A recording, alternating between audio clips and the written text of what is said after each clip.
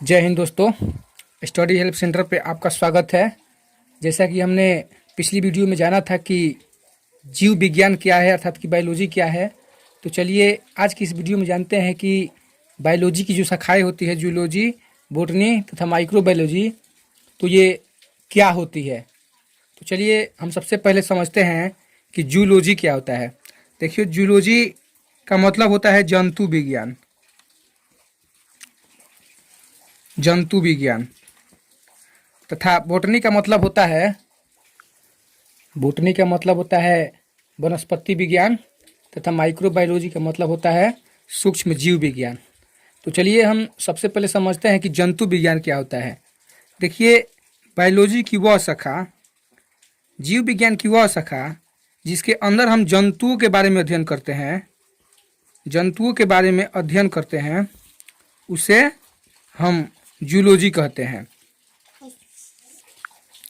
इसके बाद बोटनी, तो देखिए जीव विज्ञान की वह शाखा जिसके अंतर्गत हम वनस्पतियों के बारे में अध्ययन करते हैं, अर्थात कि पेड़ पौधों के बारे में हम अध्ययन करते हैं, उसे वनस्पति विज्ञान अर्थात कि बोटनी कहते हैं। और माइक्रोबायोलॉजी, तो माइक्रोबायोलॉजी हमारा एक बायोलॉजी का तीसरा रूप है जिसके अंदर हम सिर्फ सूक्ष्म जीवों के बारे में अध्ययन करते हैं। देखिए, यदि हम सजीव कहें कि सजीवों के बारे में अध्ययन करते हैं तो वहाँ पे हमारी पूरी बायोलॉजी आ जाएगी, पूरी बायोलॉजी आ जाती है।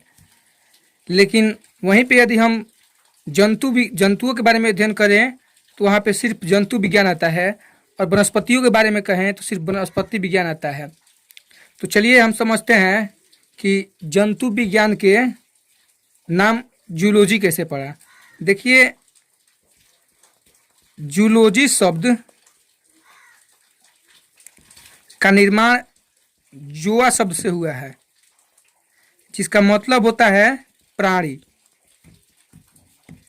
जूलॉजी शब्द का निर्माण जोआ से हुआ है जिसका मतलब होता है प्राणी। चलिए दोस्तों, अब बताते हैं कि वनस्पति विज्ञान का नाम बोटनी कैसे पड़ा। देखिए, बोटनी शब्द का निर्माण बोटेन से हुआ है, जिसका मतलब होता है जड़ी बूटी। जड़ी बूटी, और आप सब समझते हैं कि जड़ी बूटी हमें जंगलों से ही, वनस्पतियों से ही प्राप्त होती है। तो इसीलिए बोटनी के आधार पर बोटेन के आधार पर हमारे वनस्पति विज्ञान का नाम बोटनी पड़ा। चलिए अब हम समझते हैं कि माइक्रोबायोलॉजी क्या होती है। देखिए, ये हमारी बायोलॉजी की तीसरी पार्ट है जिसके अंदर हम सिर्फ सूक्ष्म जीवों के बारे में अध्ययन करते हैं। और आप सबको पता ही है सूक्ष्म जीव कितने प्रकार के होते हैं, तो 5 प्रकार के होते हैं। और इन्हीं सूक्ष्म जीवों से कैसे हम अपने खाद्य पदार्थों को सुरक्षित रख सकते हैं, इसका सारा नियम माइक्रोबायोलॉजी से हमें मिलता है। तो चलिए अब हम आपको बताते हैं कि जूलॉजी के फादर कौन है और बोटनी तथा माइक्रोबायोलॉजी के फादर्स कौन है। तो देखिए, जूलॉजी के पिता को हम अरस्तु कहते हैं, अर्थात कि इसके जनक अरस्तु को कहा जाता है। साथ ही बोटनी का जनक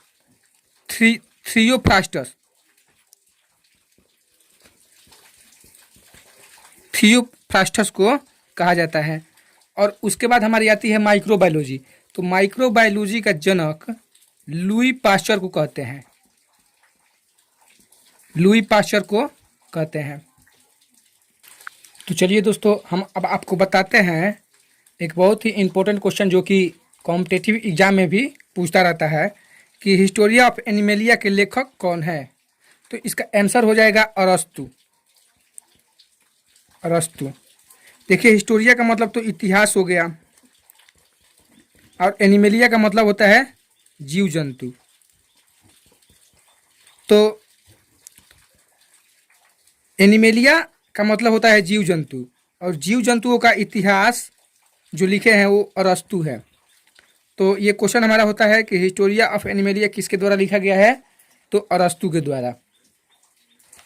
तो देखिए, हम आपको एक और भी क्वेश्चन भी बता रहे हैं, हिस्टोरिया ऑफ प्लांटेरम किसके द्वारा लिखा गया है। तो ये लिखा गया है थियोफ्रास्टस के द्वारा।